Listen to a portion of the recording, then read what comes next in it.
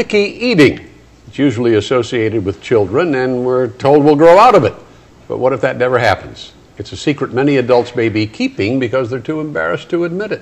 Healthbeat reporter Sylvia Perez joining us tonight with the story. Sylvia. Kathy and Ron, this is simply not about disliking certain foods. These are people who can eat only certain foods, most of which tend to be bland. The diets sound like something you order off a kid's menu. Many say their picky eating, also called selective eating, isn't a choice. It is a burden that can impact their daily lives.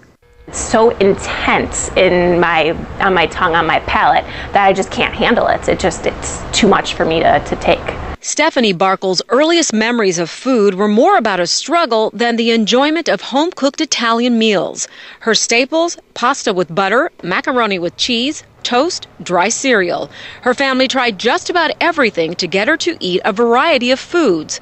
Concerned, they threatened to hospitalize her and even tried bribery. You can have a $100 bill in front of my face, but I'm not going to eat that cheeseburger. Everyone assumed she would grow out of it. She's now 30 and her diet is still fairly limited. Until now, it wasn't something she openly discussed. If it's something I don't like, my throat closes up and I can't swallow it. I have to spit it out. It won't happen. It was the discovery of this website, pickyeatingadults.com, that's helped her realize she is not alone. She remembers the day she found it. I cried. I just couldn't believe that I was not the only one. The founder of the website says Barkle's reaction is typical. It's a subject the general public and a lot of health professionals don't know about. It's not a traditional eating disorder, and there's no true definition.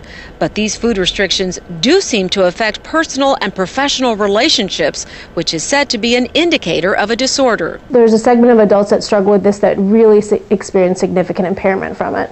Duke University researcher Dr. Nancy Zucker has helped to start the first national public registry on adult picky eating. The goal? To determine how many adults struggle with this and why.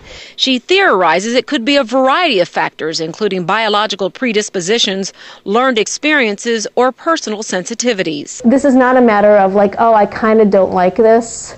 This is like, I find this really aversive. Here's what adult picky eaters seem to have in common. They tend to eat only between 10 to 15 types of foods, with an emphasis on bland and processed, such as French fries, breads, cereals, and plain pastas. Picky eaters may appear physically healthy, but these limits can be emotionally draining. They are often criticized for their childlike palates and tend to avoid social situations involving food. It has been under the rug for way too many years. Winnetka eating disorder specialist Abigail Natanshone says it likely starts in childhood. She adds the problem is more widespread than we might believe, and it is misunderstood. These kids are not fooling. They mean it. They are terrified, and they cannot face these foods. Natanshone says just because your children don't want to eat certain foods doesn't mean they have a long-term problem.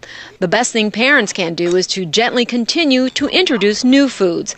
That's what Barkle is doing to help herself now. Know that your child doesn't know any more than you do as to why they're like this. Be patient.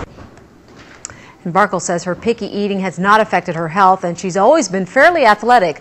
Now, the Duke researcher says, interestingly enough, the registry has found that people tend to be cruel to adult picky eaters. Dr. Zucker suspects that since our society is built around socializing with food, when you're sitting at a table with somebody who doesn't want to eat anything, it's almost threatening to those of us who are eating and saying, this is delicious. Why can't you enjoy this as much as we are? Try this. Right. Okay. Yeah. Sylvia, thanks.